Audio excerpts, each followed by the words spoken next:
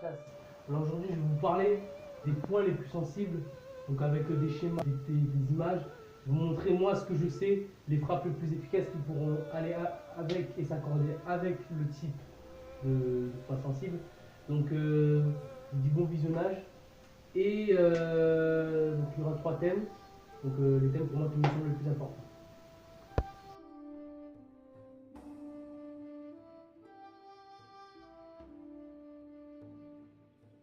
Premier, le plexus solaire. Donc, comme vous pouvez le voir, le plexus solaire se situe au centre.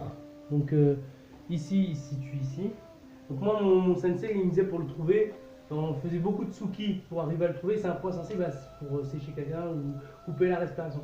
Mais moi, la tactique ou la technique qu'on me donnait pour arriver, mon prof, il faisait tout le temps shokotsuki comme ça. Les deux kento, les deux premiers kento, ce qu'on appelle en japonais les kento, collés.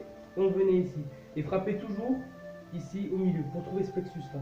Ici, on faisait le travail. Pour s'habituer justement à trouver ce point là et trouver, frapper au bon moment et de la bonne façon avec le kimé, le hara, comme je vous dis, tout. Donc voilà.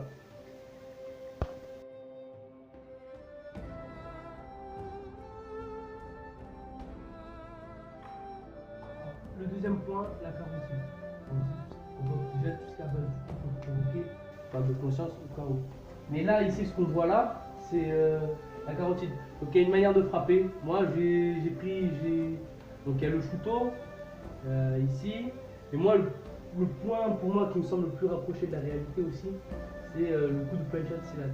Donc le Penchat Silat est un art martial. Donc je vous invite aussi à regarder la chaîne de Franck Ropers. Je vous invite à regarder sa chaîne, c'est très intéressant aussi. Il met beaucoup de situations réelles. Donc moi, je partirai de la frappe du haut vers le bas, avec cette partie-là, ici. Moi, je partirai ici pour venir là, pam, ici, pam. Vraiment, du haut vers le bas pour que le champ ne soit pas visible. Pam. Donc voilà. Donc le point, voilà, la ligne ici. On peut taper les deux côtés ou vraiment, pam. Relâcher, mais pam, avec cette partie-là. Voilà, merci.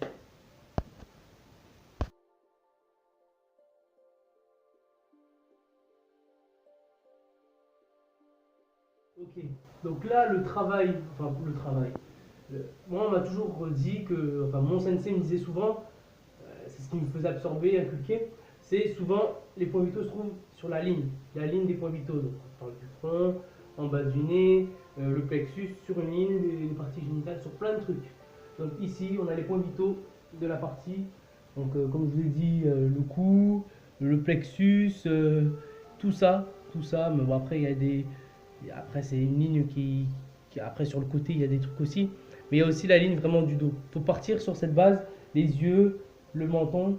Donc, le menton, on va y venir après, sur la prochaine séquence. Donc, le menton, les yeux, la tempe et tout ça. Voilà, l'ouïe, l'oreille interne, la carotide, le menton. Donc, voilà.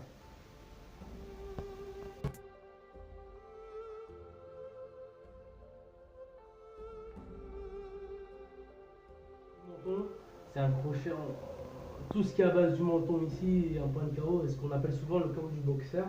Donc c'est un point pour moi qui est le plus accessible, et souvent avec un bon placement de hanche, un bon crochet, avec la hanche, l'épaule et tout ça, ou même un crochet direct ou vraiment circulaire. Moi je dis que c'est souvent c'est le point du carreau. Donc moi je vous invite aussi à regarder. Donc voilà, moi c'est les points méridiens surtout. C'est vraiment très important.